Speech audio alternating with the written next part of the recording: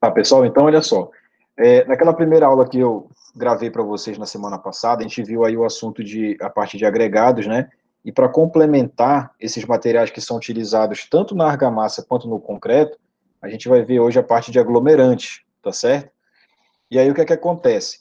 Desses aglomerantes, desse grupo de aglomerantes aí, tem um que é o nosso mais conhecido, que é o cimento, tá? Então, quando a gente escuta falar sobre aglomerante, a gente vai fazer sempre uma associação ao cimento, mas a gente vai observar também que nós temos mais outros tipos de aglomerante, né? E aí, juntamente com o cimento, com características parecidas, estão a cal e o gesso. Então, aqui eu dividi a apresentação dessa maneira, né? Toda uma definição dos aglomerantes, a classificação, quais propriedades a gente tem que estar observando nesse aglomerante, se essas propriedades elas vão estar sendo extraídas o máximo possível para a gente, tá? Quais os tipos de aglomerantes a gente vai estar trabalhando aí, quais os mais conhecidos, quais os disponíveis no mercado também. E aí depois a gente vai começar a falar especificamente desses aglomerantes. Então a gente vai falar um pouco sobre a cal, sobre o gesso, principalmente sobre o cimento, e aí vem todo um histórico de como é que começou a utilização do cimento. Depois nós vamos estar falando sobre os tipos, tá? As aplicações do cimento, e por último a gente vai estar falando como nós vamos estar estocando esse material, como é que a gente vai estar estocando esse cimento aí, tá? Porque o cimento ele tem que ter todo um cuidado para que ele te forneça todas as propriedades dele, tá certo? Então vamos lá. Uma definição aqui de aglomerante, né? Você vai perceber que praticamente todos eles têm essas mesmas características, essas mesmas, principalmente características físicas, né? Iguais aí. A questão de ser um material ligante, ele que vai dar aquela famosa liga, né? Entre ele mesmo e o agregado, vai estar juntando aí o agregado, né? E aí olha só o nome dele, né? Aglomerantes, né? União, junção de objetos ali. Geralmente esse material ele é pulverulento. Esse termo técnico pulverulento significa aquele material que que ele é ou ele pode ser reduzido a pó, tá? Então é só você observar aí e lembrar do cimento, lembrar do gesso, lembrar da cal, que você já deve ter visto, já deve ter tocado, manuseado esse material alguma vez na vida. Você sabe que ele é um pó muito fino, muito seco, né? Quase você não percebe os grãos de tão pequenos que são, né? E aí o que é que acontece? Essa finura desse material aí, desses grãos, são importantíssimos para que você, quando faz uma mistura com os agregados e principalmente com a água, você obtenha o melhor desse material, que é a resistência. Logicamente, olha, desses aglomerantes que eu estou citando aqui, aquele que vai me fornecer uma melhor resistência, uma melhor propriedade, é sem dúvida o cimento, tá? Mas cal aérea, cal hidráulica e o gesso também se encaixam nessas características, só que tem o ponto contra, que é a questão da resistência, que vai ser bem mais baixa, né? Nem se compara aí ao cimento, tá bom? E aí, como é que a gente vai estar classificando esses aglomerantes aí? Olha, tudo vai ser em função do meio que ele vai estar envolvido. Então, você vai perceber aqui, olha, que vai ter o hidráulico simples e composto, vai ter o misto e vai ter o aéreo. Pela palavra hidráulica, você já consegue associar que esse aglomerante ele vai funcionar, entre aspas, né? Ele vai ter algum tipo de utilidade para a gente se ele tiver contato com quem? Com a água, tá bom? Até a umidade relativa do ar já modifica as propriedades desse tipo de aglomerante. E aí nós vamos ter também os aglomerantes mistos, onde vai ter mais de um aglomerante envolvido, mais de um aglomerante misturado, tá bom? E nós vamos ter os aglomerantes aéreos. Esse aglomerante aéreo, basta ter a presença de ar para ele já começar a se modificar quimicamente e começar a ser utilizado por nós, tá bom? Então, esse hidráulico simples aqui, olha, como eu tinha te falado, ele vai estar reagindo quimicamente, ele vai estar entrando em processo de pega, vai estar entrando em processo de ganho de resistência quando ele entra em contato com a água, tá bom? E quando ele entra em contato com a água, é meio que um caminho sem volta, né? Da feita que você molha um cimento, você não consegue secá-lo novamente e para que ele volte com a propriedade que ele era como seco. Depois que ele entra em contato com a água, ele começa a hidratar, e aí a partir dessa hidratação, ele vai entrar aqui no início de pega. Esse início de pega seria aquele momento onde ele começa a endurecer.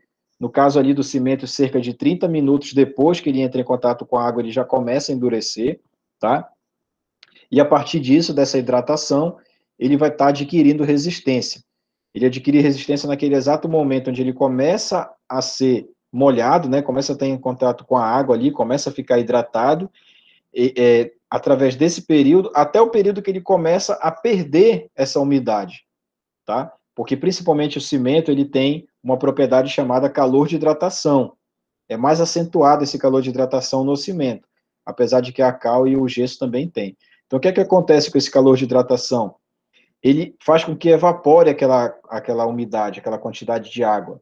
E quando ele faz isso de maneira descontrolada, o teu material ele pode retrair, pode ressecar, tá bom? E aqui como exemplos de aglomerantes hidráulicos simples, nós temos aqui o cimento Portland comum. Esse cimento Portland, apesar desse nome aqui, é o cimento que você conhece mesmo, tá? Tecnicamente, o nome oficial do cimento é cimento Portland, devido a ser uma homenagem à cidade onde ele foi descoberto, tá bom? Nós conhecemos popularmente como cimento, apenas, né? Mas o nome oficial mesmo é cimento Portland. E também a cal hidráulica, é aquela cal que às vezes a gente utiliza para fazer uma pintura lá do muro, ou então de um tronco de uma árvore, né? O pessoal do BEC utiliza muito para estar pintando meio fio de calçada aí, o pessoal da prefeitura também. É aquela cal que a gente mistura com água e obtém uma pasta, ou então, dependendo da quantidade de água, um material muito líquido, tá certo? E aí o hidráulico composto vai ser praticamente todo o cimento que você conhece, que você já viu na sua vida aí. Todos os cimentos que você vê nessa loja de material de construção é um aglomerante hidráulico composto. Por que ele tem essa nomenclatura? Porque além das propriedades do cimento, é adicionado nessa mistura alguns materiais que têm características cimentícias, características e propriedades aí. Então tem a pozolana, tem as escórias, né? O cimento que a gente mais conhece é o que tem a adição de pozolana, que é o CPZ. Então, se tu vai numa loja de material de construção, vai estar lá um cimento, tu vai olhar lá na embalagem, está lá CP2, que é a classe dele, Z. Esse Z faz referência à pozolana. Pozolana é um material muito fino, material mineral, né, muito fino, que também é uma homenagem à cidade, uma cidade da Itália, onde ele foi descoberto pela primeira vez, né? Esse material ele era oriundo de vulcões. Então, depois que o vulcão ele entrava em erupção, aquele material ali, ele ficava, depois que ele refrigerava, né, ele ficava bem parecido com aquelas cinzas, né, quando você queima alguma coisa, com aquela cinza de cigarro, ficava algo muito fino mesmo. E aí esse material adicionado ao cimento, ele confere uma propriedade que vai estar evoluindo a resistência do teu cimento, né? E aí o outro tipo de adição que é colocada na mistura do cimento é a escória. Então, a escória, como o próprio nome diz, é todo aquele material que ele é rejeitado, que ele não é utilizado, nesse nosso caso aqui, indústrias siderúrgicas, né? Todas essas indústrias que trabalham com material siderúrgico aí, resto de metal que vai ser descartado, ele é triturado, ele é trabalhado para ele ficar bastante fino, a exemplo do que é a finura do cimento, e ele é misturado ao cimento. E aí tem um detalhe interessante, se você for estar observando aqui esses dois materiais, o cimento que possui escória é aquele cimento que ele vai ter um peso específico mais elevado, por conta justamente do peso, né, que esse material metálico ele vai estar te fornecendo aí nessa mistura. Então é bem fácil identificar isso, né? Enquanto você tem um material com pozolana, que é uma cinza muito fina, você também vai ter um material que vai ser esse composto das escórias aí, né? E essas escórias vão ter um material bastante pesado aí, tá certo? E também nós vamos ter aí, para finalizar esse slide, nós vamos ter aí também o aglomerante misto, né? O aglomerante misto é aquele que você tem a mistura de dois aglomerantes. Então, a gente tem um exemplo clássico aí, que é o cimento e a cal. Aonde é que eu posso utilizar essa mistura aí? Essa mistura ela é utilizada quando você faz algum tipo de reboco, por exemplo. Aqui na nossa região norte não é muita cultura nossa, tá? De fazer essa mistura aí de cimento e cal para fazer um reboco. Mas na região sul e sudeste isso é muito comum. E se você for observar a norma que trabalha com, que fala sobre reboco, chapisco, emboço, você vai ver que na parte que ele fala sobre reboco, ele faz essa alusão a você estar utilizando cimento e cal, tá? Qual é a vantagem de você estar utilizando a cal nessa mistura de reboco? Ela vai te proporcionar um material muito mais fácil de estar manuseando, com uma maior trabalhabilidade, mais fácil de estar manuseando para o operário. E também vai te proporcionar um reboco bem mais fino, bem mais liso. Isso daí vai influenciar diretamente no ambiente aí que foi feito esse reboco. Você não vai ter que lixar tanto a parede, não vai ter que gastar tanto com massa corrida e assim por diante. Fora que o acabamento esteticamente vai ficar muito bom, tá bom? E aí, aqui alguns termos técnicos que você tem que saber, tá? Você, como engenheiro civil, tem que saber desses termos aqui. É a questão que eu comentei ainda há pouco, né? Que é essa palavra aí, a pega. Então, quem vai estar diretamente ligado a esse termo técnico são os aglomerantes. Então, a pega, eu coloquei aqui a definição dela, né? O tempo de início do endurecimento, é quando, depois que você faz a mistura, aquela tua mistura ela começa a endurecer, tá? E aí, quando ela começa a endurecer, ela logicamente perde plasticidade. Fica mais difícil de você manusear aquele material, seja com uma colher de pedreiro, seja com uma enxada, né? Você tem uma dificuldade de estar manuseando porque a plasticidade vai embora. E aí o que, que acontece no nosso dia a dia aí? Como é que o pedreiro resolve essa situação? Acrescentando mais água, né? Só que quando ele acrescenta mais água, ele quebra completamente aí a proporção cimento-água. Essa tua massa ela vai ter uma quantidade de água bem maior do que o ideal. Então a tua massa ela se torna frágil, com pouco cimento proporcionalmente. Tá? Então tem que ter muito cuidado com isso daí. E aí o fim da pega é quando essa pasta que você fez, essa argamassa que você fez, ela se solidificou totalmente. Não tem mais volta, não tem mais o que você misturar para que ela fique novamente trabalhável, tá? É quando aquele reboco que você fez, ele já secou, já está pronto para receber uma pintura. É quando também você faz um concreto, você faz uma concretagem de um pilar, de uma viga, e depois ali de um certo tempo, algumas horas, ele também já está solidificado, você não consegue mais manusear aquele material, então ali naquele exato momento é decretado ali o fim de pega, tá? Então o seu material ele não tem mais volta, ele não consegue mais voltar àquela mistura inicial, tá? Só que tem que observar o seguinte, se você fez um reboco hoje, amanhã, quando você volta na obra, ele já está seco, você já percebe que a parede já não está mais tão úmida, o reboco já está ok ali. Só que a resistência desse reboco, ela ainda não atingiu o máximo, não, tá? Ela, inclusive, ela continua atingindo, como o nome está dizendo aí, o próprio texto está dizendo, melhor ela continua adquirindo essa resistência ao longo dos anos, assim como o teu concreto também, tá? Logicamente, ele tem ali um crescimento muito rápido de resistência nos primeiros dias, nos primeiros 28 dias, que é a data que eu lhe falei ainda há pouco da nossa atividade, né? Mas depois desses 28 dias, ele ainda continua adquirindo resistência, só que bem devagar, quase que imperceptível, tá bom? Então, esse tipo de aglomerantes aqui, a gente vai começar pela cal, tá? A cal, como eu tinha comentado logo no início aqui, né? Talvez o conhecimento de vocês, primeiro conhecimento que vocês lembrem quando fala dessa palavra aí, desse material ser utilizado aí para fazer pintura, né? Então, pintura principalmente de ambientes assim que não requer tanta sofisticação, né? Pintura de muro, às vezes pintura de tronco de árvore, né? Calçada, aquele meio fio ali da calçada. Então, geralmente a utilização da cal ela é limitada a isso. Mas, né, ao contrário do que a gente imagina, a cal ela pode ser utilizada na argamassa mesmo, né, na confecção de argamassa, como eu te falei ainda há pouco, tá bom? Para estar sendo um dos materiais misturados ali para estar fazendo a tua argamassa, principalmente para reboco, né? Para uma situação onde tu vai precisar de uma argamassa que vai te dar um acabamento mais liso, mais fino, tá bom? E aí, a cal, assim como o cimento, né? Na verdade, é uma propriedade geral dos aglomerantes aí.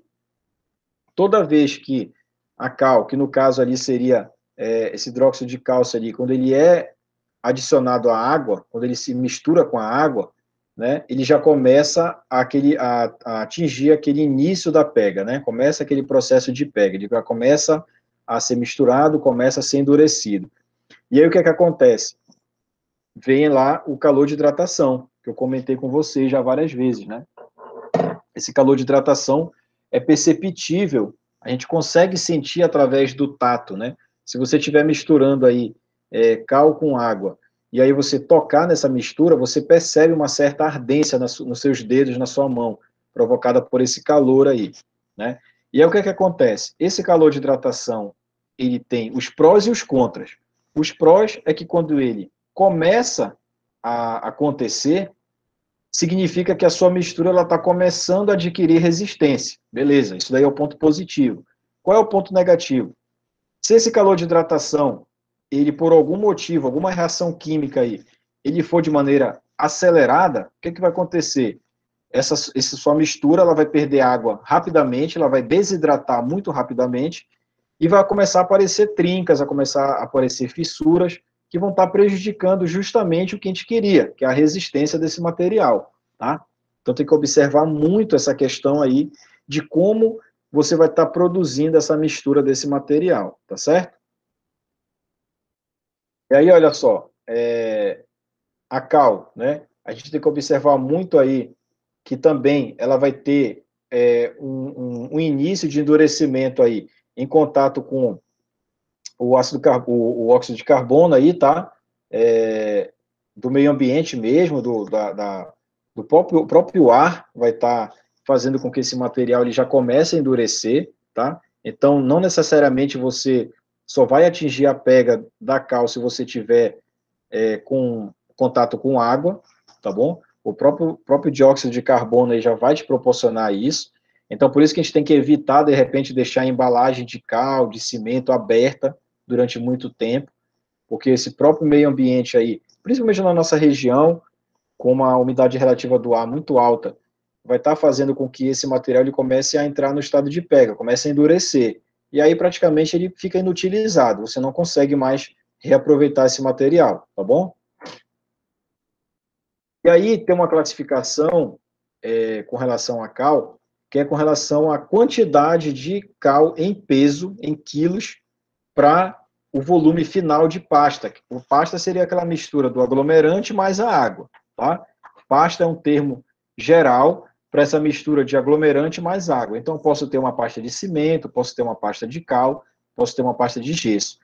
Então, a cal vai estar definida aqui como cal gorda, quando você precisa de uma quantidade inferior a 550 quilos de cal para produzir 1 metro cúbico de pasta, né? Então, seria aproximadamente aqui, um pouco menos aqui, quase que meia tonelada, né, para produzir 1 metro cúbico de pasta, tá? E aí, você também vai ter aqui a cal magra, é quando você precisa de mais cal. O que é que isso daí significa?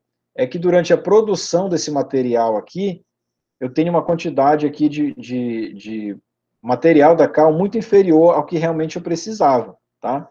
Então, você tem que fazer uma observação com relação a isso. E existem alguns ensaios que conseguem diagnosticar que tipo de cal nós estamos trabalhando. Logicamente, a gente vai fazer sempre de maneira proporcional, né? A gente não vai utilizar toda essa quantidade aqui, né?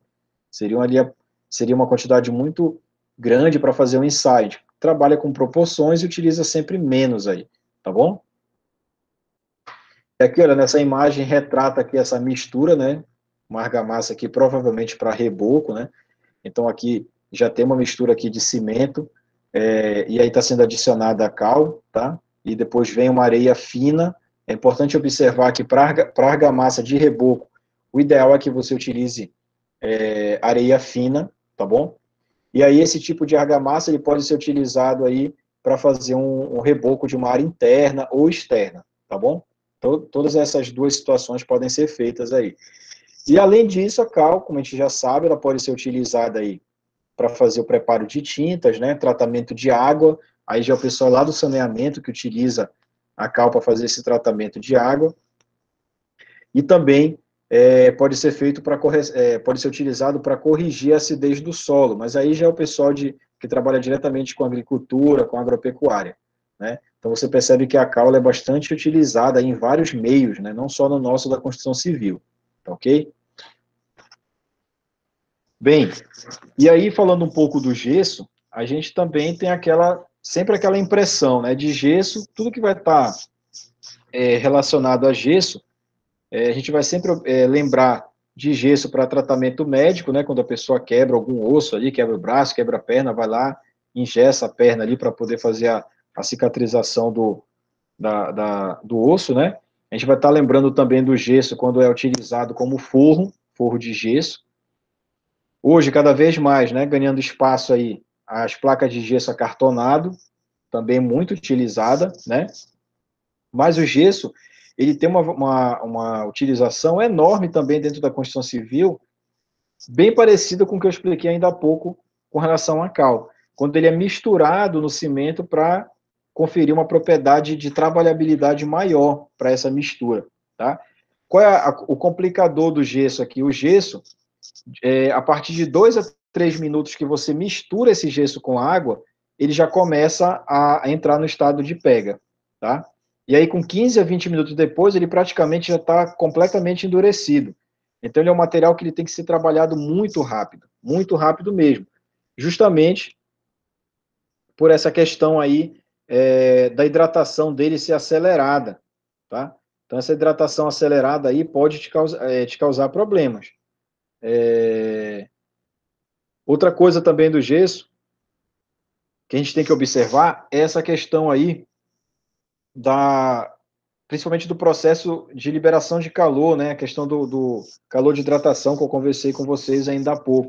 Como tudo é muito rápido com o gesso, o início da pega, 2 a 3 minutos, de 15 a 20 ele já está completamente endurecido, então você já deve ter imaginado que essa liberação de calor é rápida também, tá? Isso daí é bom ou ruim? É péssimo, né? Porque se você tem essa liberação de calor muito rápida, tem uma grande possibilidade desse seu gesso trincar completamente, deixar muitos vazios entre a camada que você produziu, e aí ele se torna frágil, tá? Então, daí, por exemplo, essa questão do estado de pega ser muito rápido aí o processo, isso daí é um dos motivos que, por exemplo, o gesseiro, quando está fazendo um forro de gesso, ele utiliza a própria pasta de gesso com água para fazer a ligação entre uma placa e outra, para estar fazendo a amarração de uma placa e outra de gesso, porque rapidamente ele vai estar secando, né?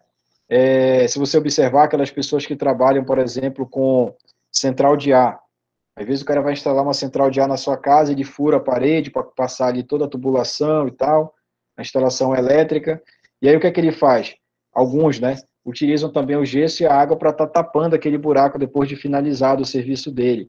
Dá um acabamento mais fino, mais discreto, pelo fato de ser da cor branca, né?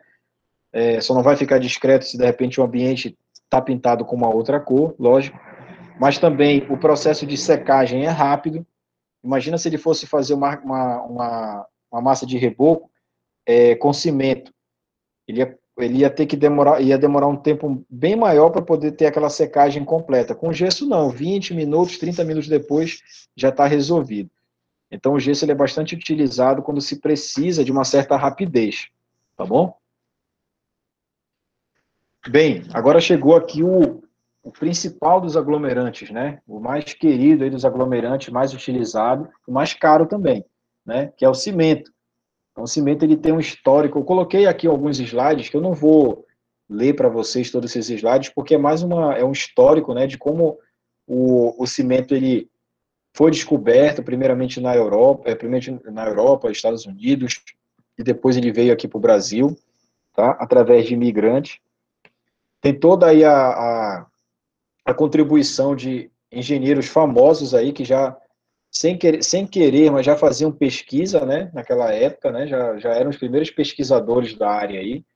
E o cimento, ele tem aí uma, uma classificação bastante interessante e uma produção também bastante interessante, né?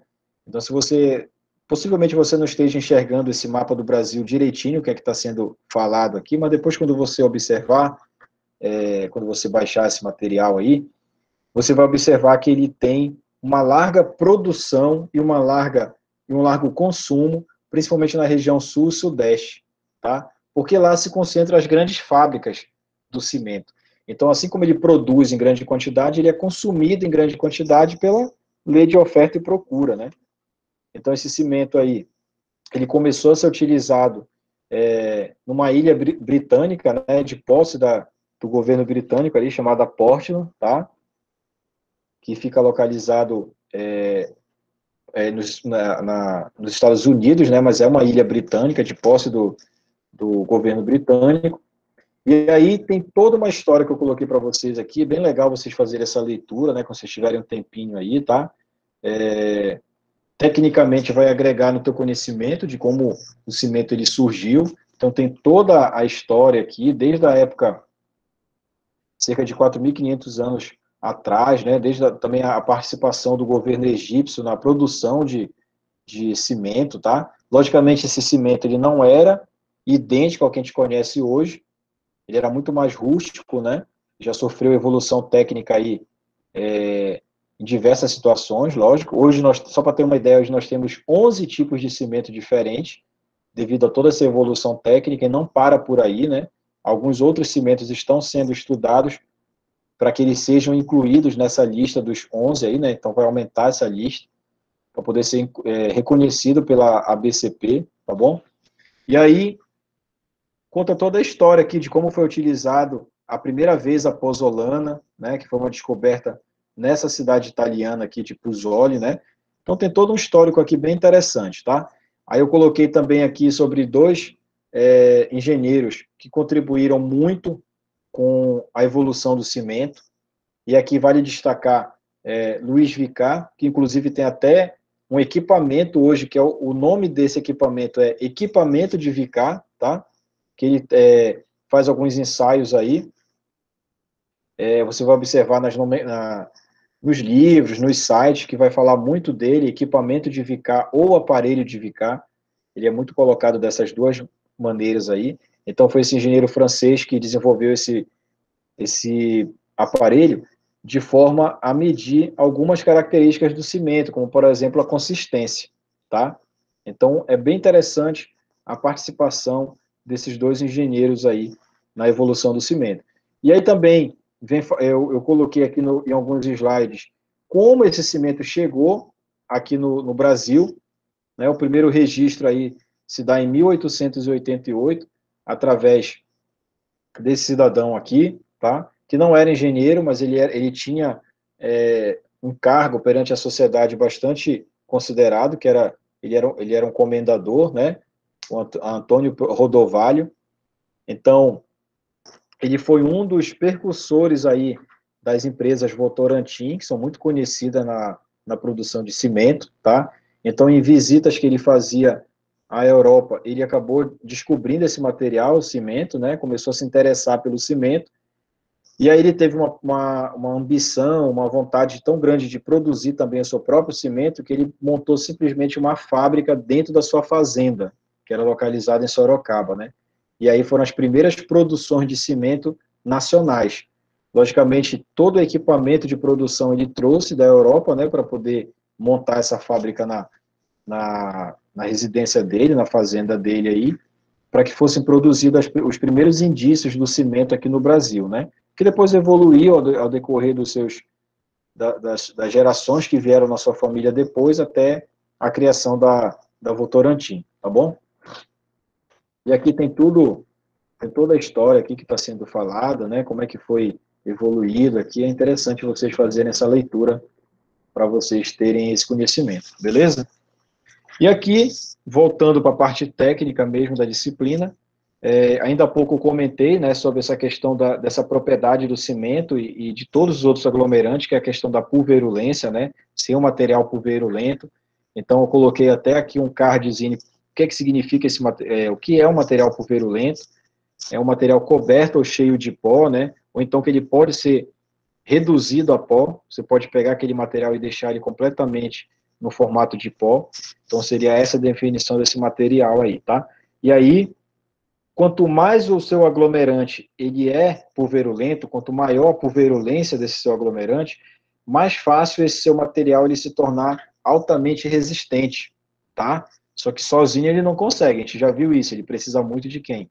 Da água, tá? Principalmente o cimento. O cimento só funciona se tiver contato com a água, aí ele consegue nos proporcionar tudo que a gente quer dele, principalmente a resistência elevada à compressão, tá bom?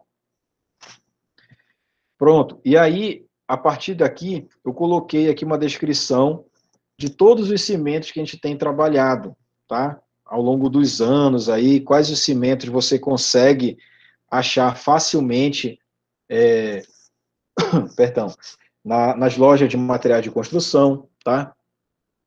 Uns com uma facilidade maior para que você encontre, outro com uma dificuldade para você encontrar, tá bom?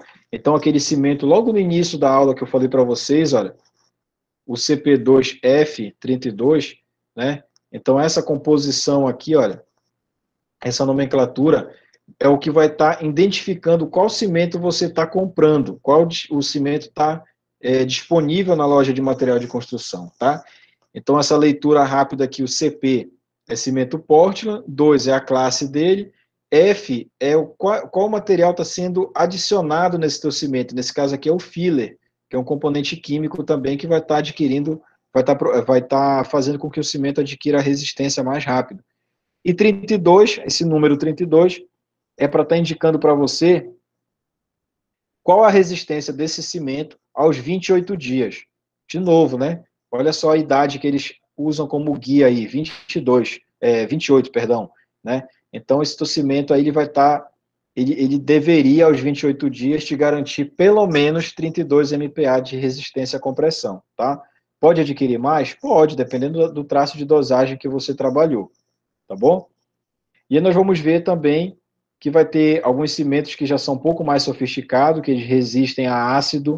Quando ele resiste a ácido, ele protege a tua armadura, se você estiver fazendo uma peça estrutural, uma peça com concreto, tá? Mas isso nós vamos estar vendo aqui ao decorrer da apresentação, tá? Então tem todo aqui um contexto aqui de como o cimento ele é produzido. Num primeiro momento, eu vou passar aqui alguns slides para te mostrar que esse teu cimento ele vai estar aqui, ó. Esse teu cimento ele vai estar tendo na sua composição vários materiais de origem mineral, tá? Então ele vai ter a presença aí de calcário, vai ter a presença aqui de gipsita, que é um material que ele é rico em gesso, naturalmente, tá? Vai ter também a presença de argila, ou seja, vários materiais que juntos vão estar produzindo esse teu cimento, tá bom? E isso seria a composição genérica do cimento, a mais simples que existe. Cada vez que você vai vendo um outro tipo de cimento, pode ter certeza que foi adicionado um novo material para conferir uma melhor propriedade para esse cimento, tá bom? A aplicação do cimento, acho que a maioria aqui de vocês sabe, né? Quando você trabalha aqui com apenas cimento e água, tecnicamente é chamado de massa simples, popularmente é chamado de aguada, ou então nata, tá certo? Quando é apenas cimento e água. Então, ele fica praticamente uma mistura líquida. Quando você tem essa massa simples, cimento e água, e adiciona areia, você vai ter essa argamassa de construção aqui, ó. Que seria argamassa para fazer reboco, para fazer chapisco, emboço, tá? Contrapiso. Quando você tem essa argamassa de construção e adiciona o cascalho, preste bem atenção, cascalho é um termo técnico, tá? É um termo técnico que pode simbolizar brita, seixo, argila expandida, tá? Ou seja, resumidamente, quando você tem uma argamassa de construção e adiciona um agregado graúdo, vamos colocar aqui como, por exemplo, a brita, você vai ter esse concreto aqui, ó, que é o concreto simples, popularmente conhecido como concreto simples. E quando você tem um concreto simples e adiciona a ferragem, a armadura de aço, aí você vai ter um concreto reforçado, que popularmente é conhecido como concreto armado, tá? Porque vai ter essas armaduras de aço aí, tá certo? Aqui nós temos, olha, utilização do cimento mais popular, né? Então aqui tem todas as etapas, apesar de não estar indicado aqui, mas aqui foi utilizado o cimento também para fazer o assentamento da alvenaria. Chapisco, emboço e reboco. O chapisco ele vai ser muito utilizado quando você quiser um acabamento um pouco mais rústico, né? Você não tem tanto interesse em fazer um acabamento muito sofisticado, você pode estar fazendo apenas uma parede chapiscada, né? Essa parede chapiscada, ela vai fazer aqui uma ponte de ligação entre a sua alvenaria e o próximo revestimento que você vai fazer, que pode ser o embolso e pode ser o reboco, tá? Porque como ele vai ter uma superfície rugosa, então ele vai ter uma aderência muito alta, tá bom? Uma rugosidade e uma aderência muito alta. E aí, geralmente as pessoas perguntam muito qual a diferença do embolso e do reboco, porque basicamente a mistura que você vai fazer é a mesma, tá? Basicamente é a mesma. Você vai estar utilizando cimento, água e areia. Qual é a primeira diferença? O embolso, ele permite que você utilize uma areia média, tá? O reboco, ele pede que você utilize uma areia fina. Então, só por essa diferença de areia, você já imagina qual vai lhe dar um acabamento mais fino, né? Mais liso. Vai ser o reboco. Qual é a outra diferença? Quando o operário faz essas duas situações aqui, inicialmente ele faz sempre o embolso, né? Porque quando ele deixa nessa situação aqui, olha, ele apenas utiliza aquela régua metálica para fazer o sarrafeamento dessa superfície. Não é uma superfície com acabamento muito detalhado, fica aquele acabamento um pouco mais grosseiro, um pouco mais rústico, cheio de ranhuras, né? Porque o embolso ele vai servir para que você futuramente faça a colocação de revestimento cerâmico, por exemplo, tanto faz na parede quanto no piso, tá bom? Já o reboco não. O que é que o operário utiliza além daquela régua para fazer o sarrafeamento?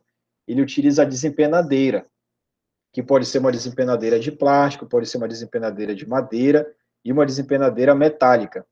A que vai estar te dando um acabamento mais fino ainda é a desempenadeira metálica, porque ela não tem imperfeições como tem a madeira, né? E como tem a desempenadeira de plástico.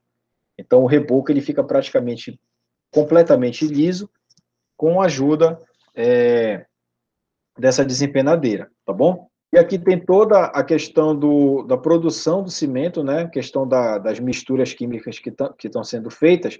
E aí vale destacar a presença desse material aqui, olha, o clinker. O clinker, ele é um pré-cimento, ele é uma pré-produção do cimento, tá? Desse jeito que você está observando aqui na imagem, esses grãos, esses torrões aqui, ele já praticamente é um cimento.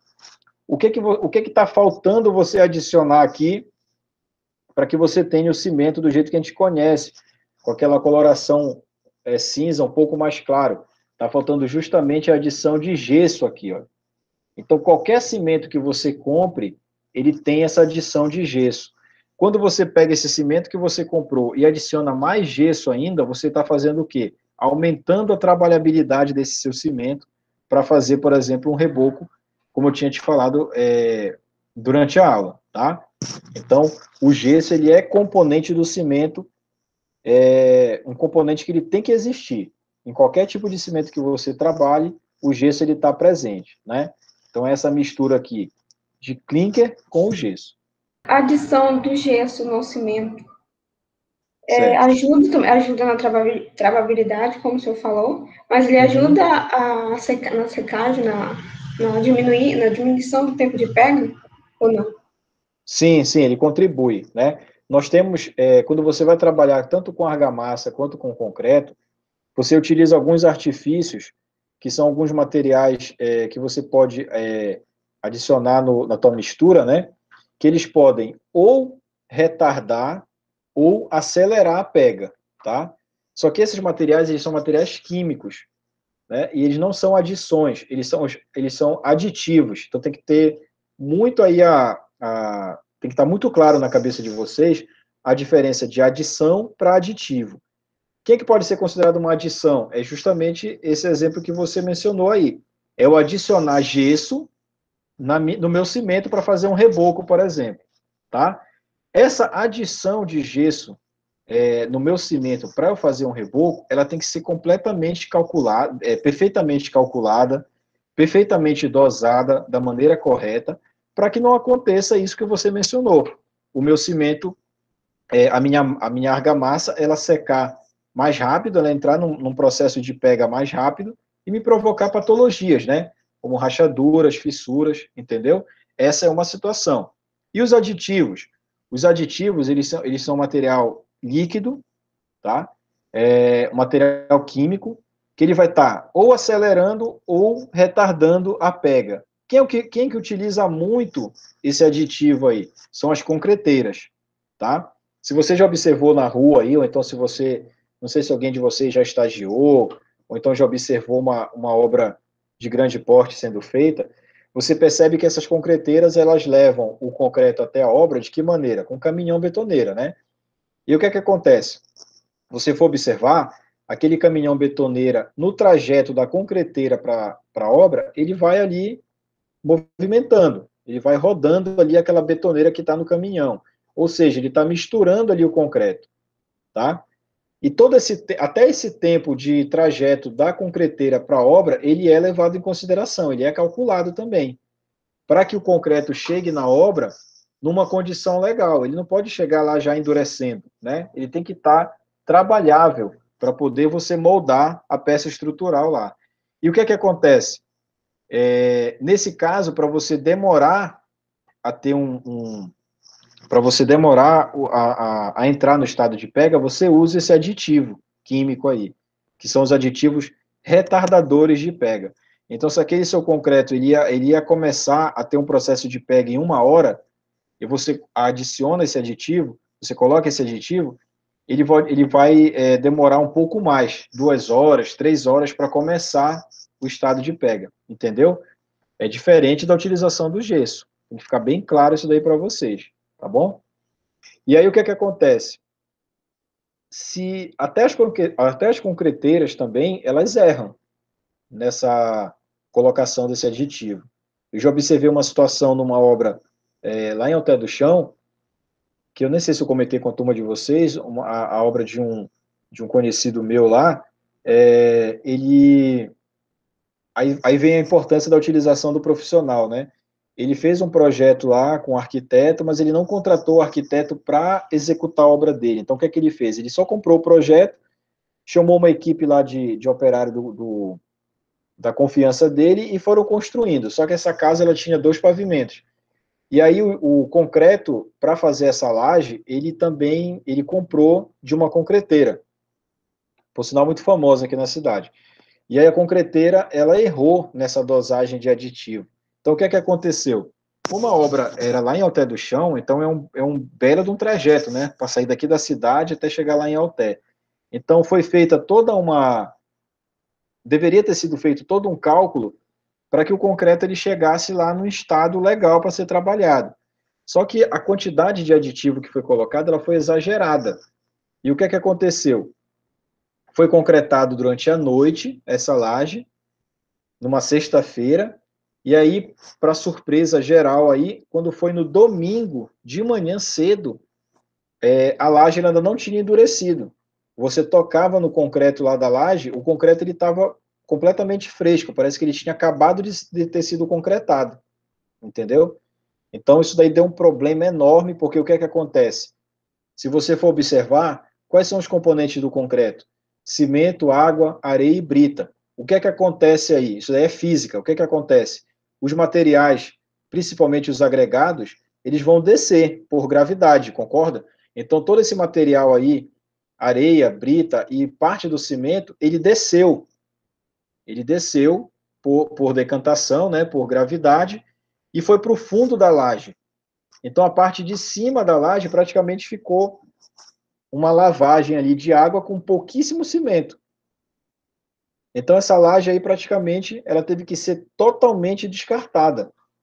A empresa ela foi responsabilizada para ir lá e retirar, bombear aquele concreto de volta para a betoneira, para fora da betoneira, porque já tinha mais de 24 horas e o concreto não endurecia, não pelo menos entrava no seu estado de pega.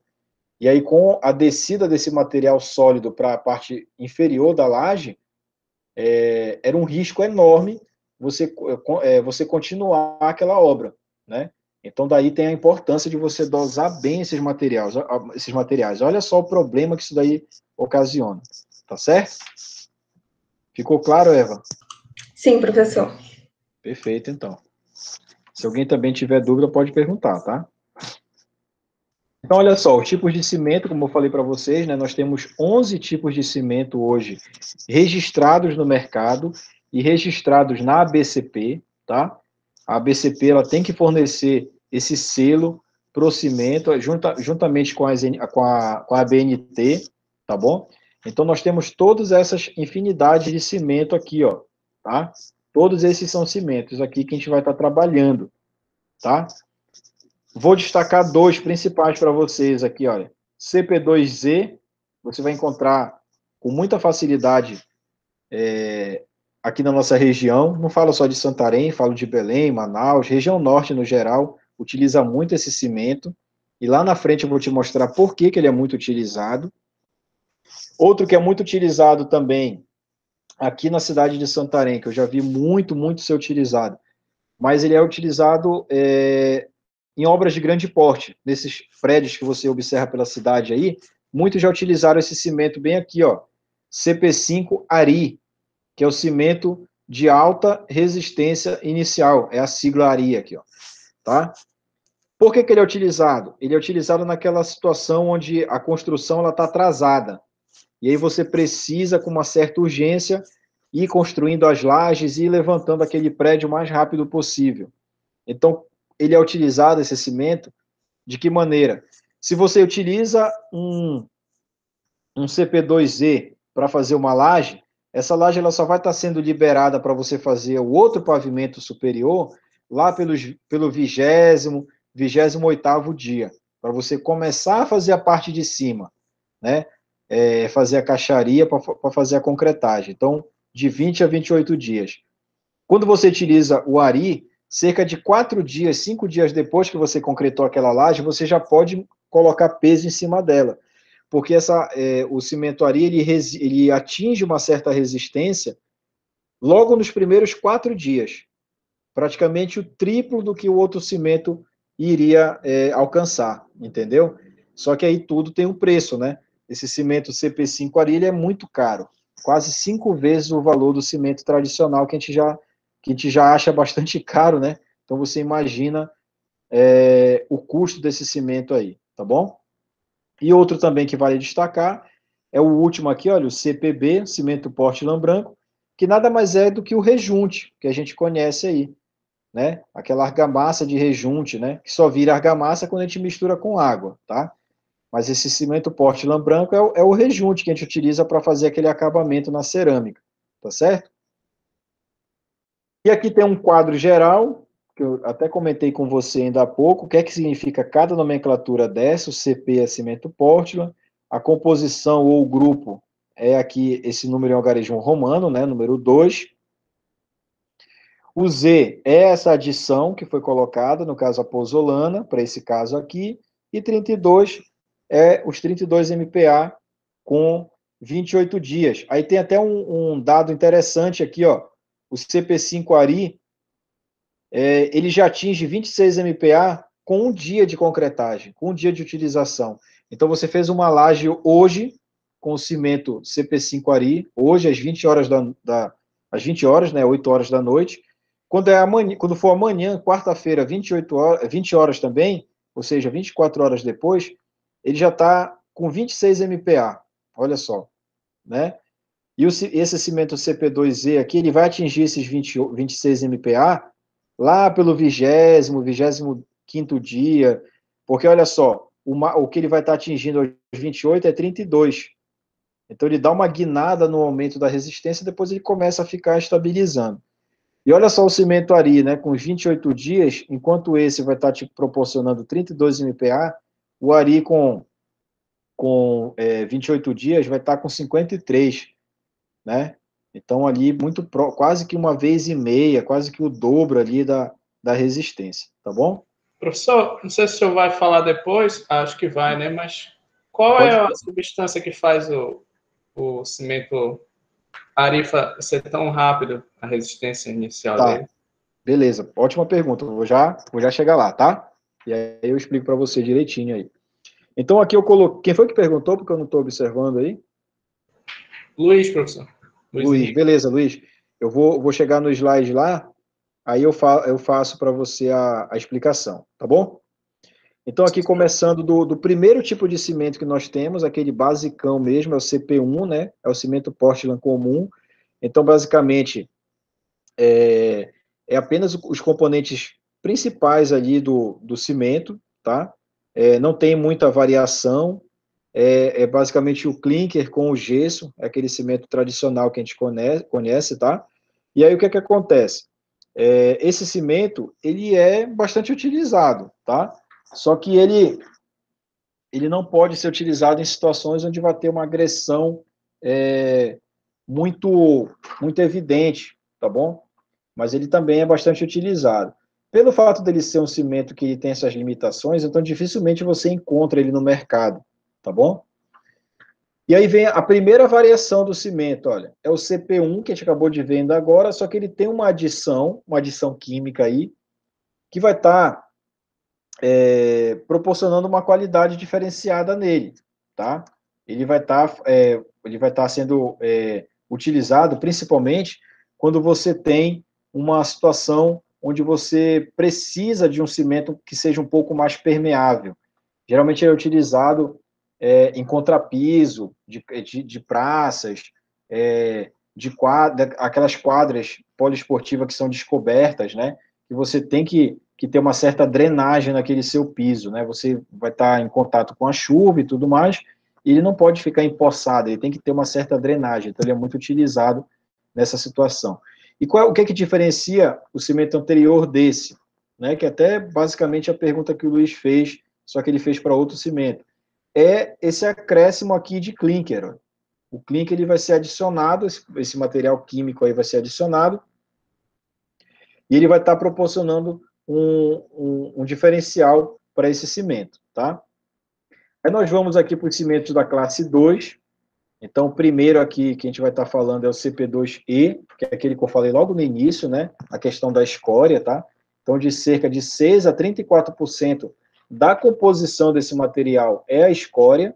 Então, isso daí explica a alta densidade desse material, a massa específica dele ser tão alta, né? Porque você imagina aí, olha, bora fazer uma conta simples aqui.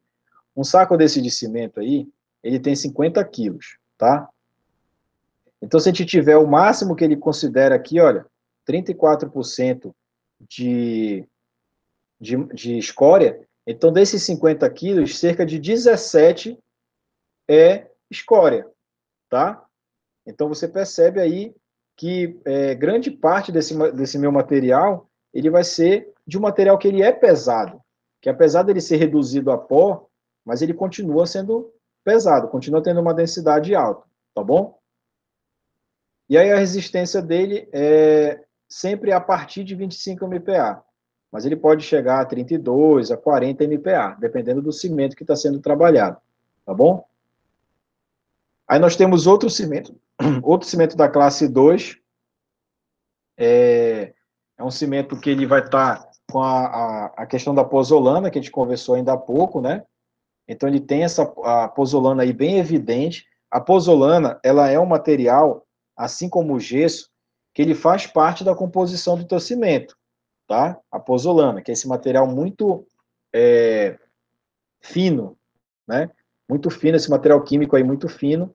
Ele vai estar sendo utilizado na composição principal do cimento, naquela composição básica do cimento.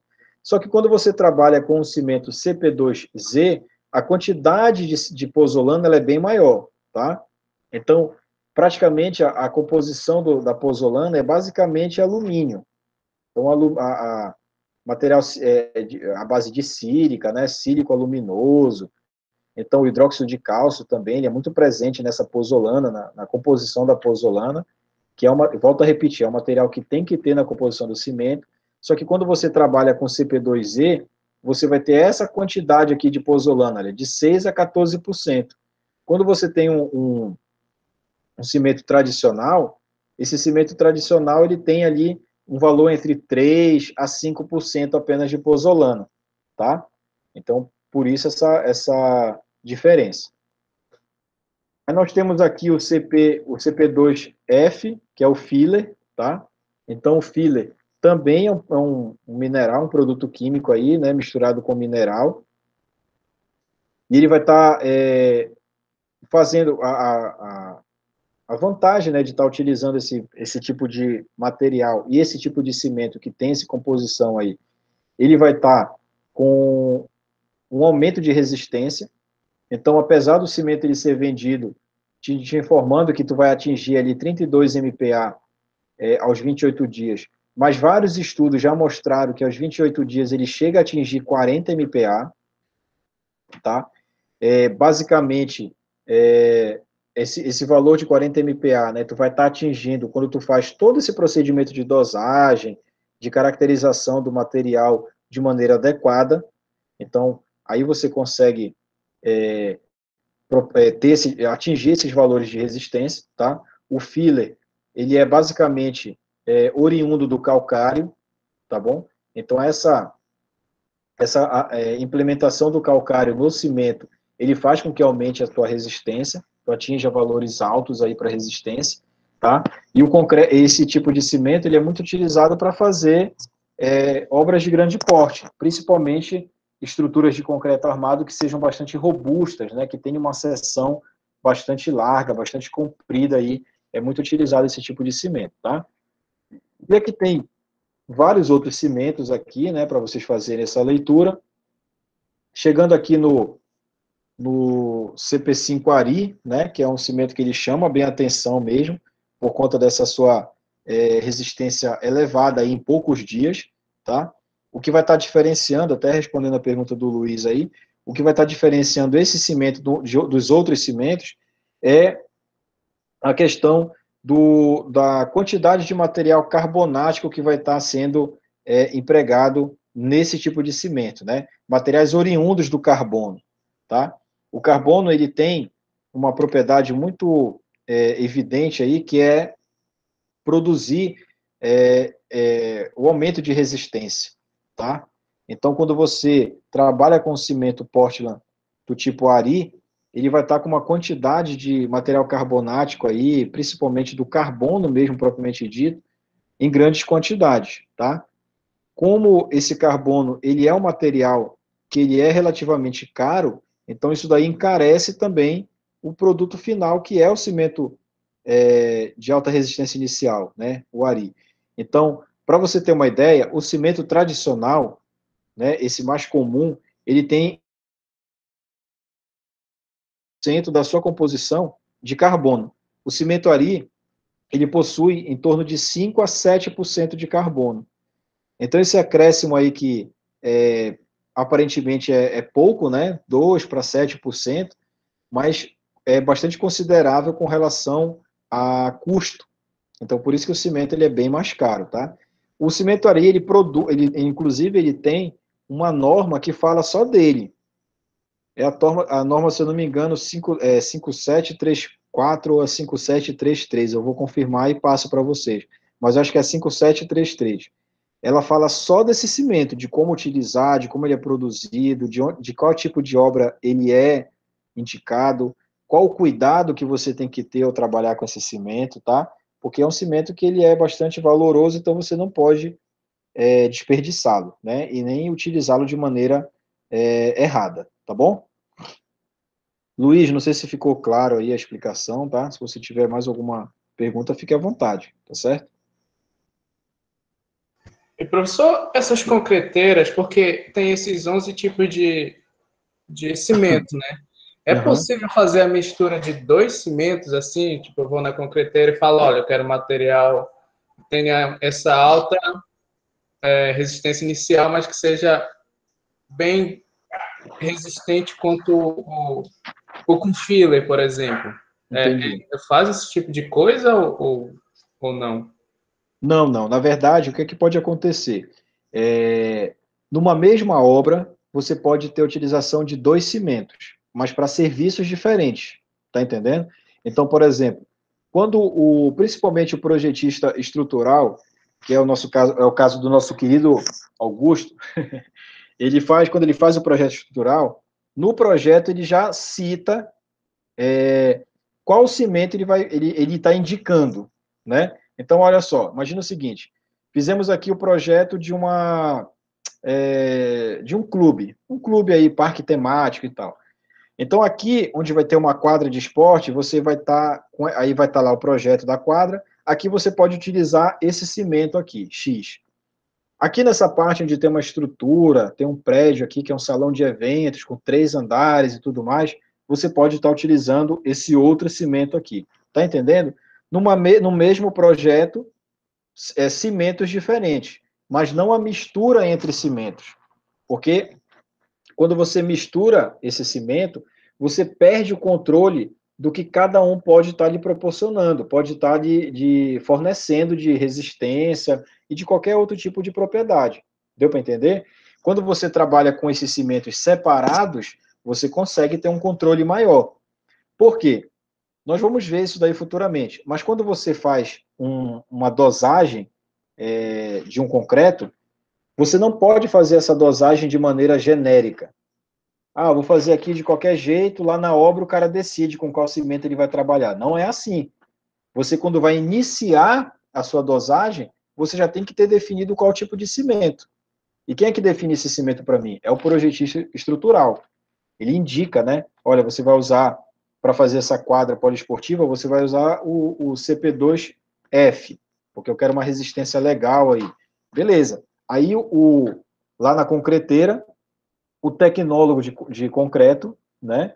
Que pode ser um técnico em edificações, que fez algum curso de aperfeiçoamento nessa área, pode ser um engenheiro civil que tem uma especialização em concreto, ele vai lá com a indicação que foi dada no projeto e faz todo o cálculo de dosagem. Logicamente, tem programas para fazer isso e tudo mais, entendeu? Mas sempre assim, utilizando cimento em situações, na mesma obra, mas em situações separadas, e nunca juntar cimento, porque você perde o controle das propriedades de cada um, tá certo? Certo, professor? Valeu. Valeu. Então, olha só, continuando aqui, né, nós temos o cimento Portland também, que é resistente a sulfato, né? Então, ele vai ser resistente, ele vai te dar uma proteção maior com relação à corrosão. E aí, esse cimento ele é muito utilizado nessas áreas onde você vai ter um ambiente marítimo, né? Onde você vai ter a presença de sal mesmo, né? É muito evidente, muito observado aí em regiões aí regiões da região nordeste do Brasil, né? Então, cidades como, por exemplo, Fortaleza, Salvador, regiões que ficam próximas ali do mar, né? O próprio vento, ele ele espalha o sal.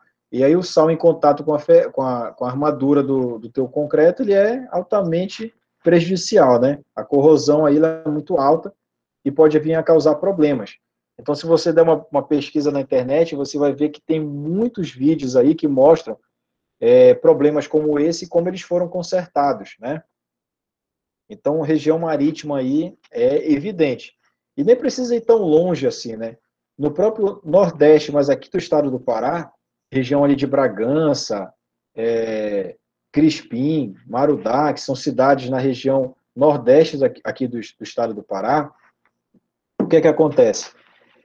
Nesses locais, nós temos praias, por exemplo, na cidade de Bragança, existe uma praia chamada Ajuruteu, não sei se alguém já visitou, se conhece, mas essa praia ela é banhada pelo oceano, né? Então, mar.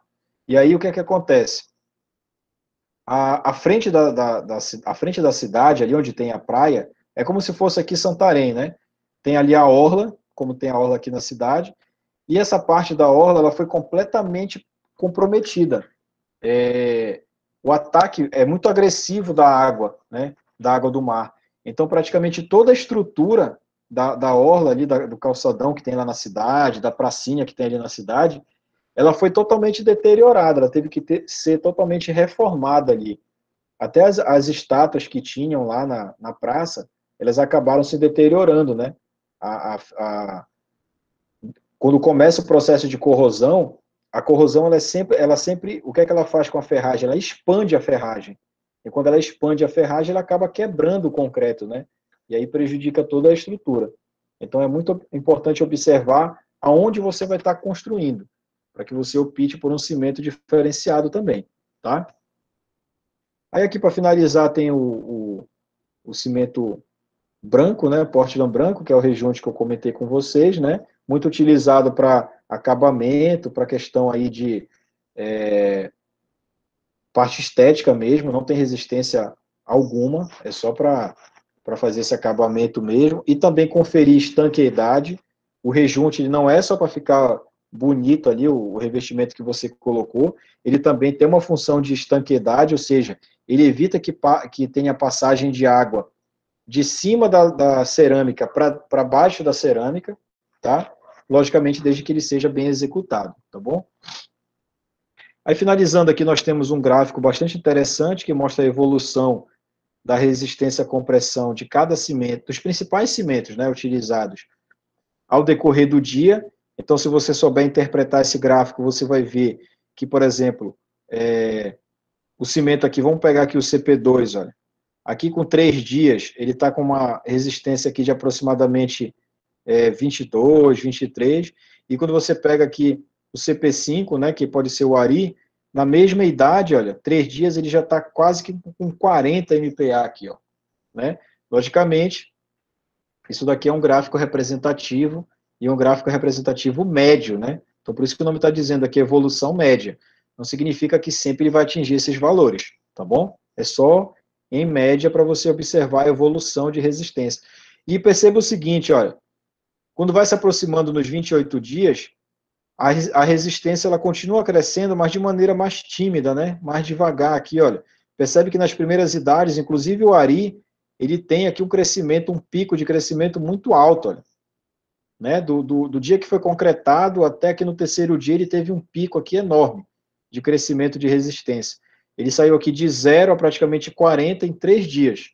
Depois ele ainda continua evoluindo, mas de maneira bem suave, né? Isso serve para todos os outros tipos de cimento, tá bom? E aqui eu coloquei para você um quadro geral, que logicamente você não precisa decorar isso daqui, né? Isso aqui é só para você ter uma ideia de serviços, aplicações e qual cimento você pode estar utilizando. Então, coloquei aqui vários serviços aqui, e quais os cimentos você pode estar utilizando, tá? E aí, o critério de escolha é a sua necessidade. Então, por exemplo, olha, para eu fazer um elemento pré-moldado de concreto, assim como eu posso utilizar o Ari, eu posso utilizar o CP2E, né? E aí, o que é que eu vou avaliar? Eu tenho pressa para fazer esse material aqui? Não, não tenho pressa. O cronograma da minha obra está em dia. Então, não tem por que eu fazer ele com Ari e gastar um absurdo, né? Posso fazer com esses outros cimentos aqui, tá bom? Então, isso aqui é mais para você observar os serviços e quais os tipos de cimento disponíveis para fazer esse serviço, tá? É mais uma questão de leitura, é mais questão de curiosidade aliada a conhecimento, né? Você saber qual cimento você pode estar indicando para um cliente, para uma pessoa que venha ali procurar, tá? E aí, para finalizar a nossa apresentação, é a questão da estocagem do cimento, como esse cimento ele tem que ser guardado, como ele tem que ser acondicionado para que ele dure mais tempo, né? Primeiro passo é sempre a embalagem estar fechada, né? A embalagem que é feita com papel craft, aquele papel um pouco marrom ali, né? Então, o primeiro passo é não se desfazer dessa proteção da embalagem. Outro ponto é onde você vai estar estocando esse material. Tem que ser num local seco, um local que te dê,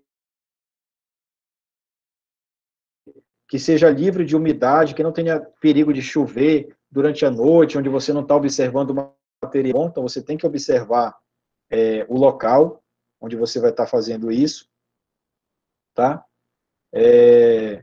Outra coisa que você tem que estar prestando atenção é justamente nisso daqui, e como você vai estar armazenando esse material, guardando mesmo ele, né? Qual a indicação aqui que a norma pede? Isso aqui tudo é normatizado. Primeira coisa, esse teu cimento ele não pode ficar diretamente no chão. Ah, mas não tem, mas eu coloquei ele num depósito onde não tem perigo de chover, não tem torneira, não tem como molhar, não tem perigo, não vai chover pelo telhado, o telhado está tudo certinho, não tem goteira, não tem nada. Mas, ainda assim, esse teu chão, mesmo que seco, ele tem umidade, né? Chega a ser contraditório, mas é assim mesmo. Mesmo que aparentemente a olho nu ele esteja seco, mas principalmente durante a madrugada, existe essa friagem, existe essa umidade que pode, através do piso aqui, estar prejudicando o teu cimento. E a água, ela não vai atingir só um saco de cimento, né? Se você não observar logo, esse cimento aqui, ele está pedindo essa água, né? Então, essa água, ela vai, por capilaridade aqui, subindo no saco de cimento e pode prejudicar uma grande quantidade de material seu aí. Então, é importante que ele fique aqui, ó, talvez não tão arrumadinho como está aqui, né, em cima de pallets aqui, mas em cima de algum material aqui que não permita o contato direto com o solo, tá? Pede-se também uma distância mínima da parede de 30 centímetros. Aqui são coisas que a norma pede, né? Não necessariamente tem que ser todos esses 30 centímetros. O indicado é só que não fique colado na parede, pelo mesmo princípio que eu expliquei aqui do piso. De repente chove nessa parede durante a madrugada todinha, pode ser que essa água, por alguma infiltração que tenha na parede, ela entre em contato com o saco de cimento, tá? E por último, empilhamento máximo de 10 sacos de cimento por dois motivos. Fica mais fácil da pessoa, do operário, retirar esse material daqui de cima e trabalhar com ele. E também leve em consideração que cada saco desse de cimento possui 50 quilos. Então, esse saco aqui de cimento, se ele tiver 9 camadas aqui em cima dele, ele está suportando ali um peso de 450 quilos, né? Quase meia tonelada. Então, esse peso excessivo pode rasgar, de repente, um saco de cimento como esse. Se ele já tiver um pequeno furo, pode alargar esse furo, tá bom? Então, tem que tomar muito cuidado com relação a essa estocagem. É muito importante você estocar esse seu material da maneira correta, principalmente porque o cimento ele é bastante caro, né? Então você tem que ter esse cuidado com o material, tá bom? Então aqui tem a nossa referência aqui, os livros, inclusive alguns desses eu coloquei para você lá no Classroom, tá bom? Você pode baixar, fica à vontade.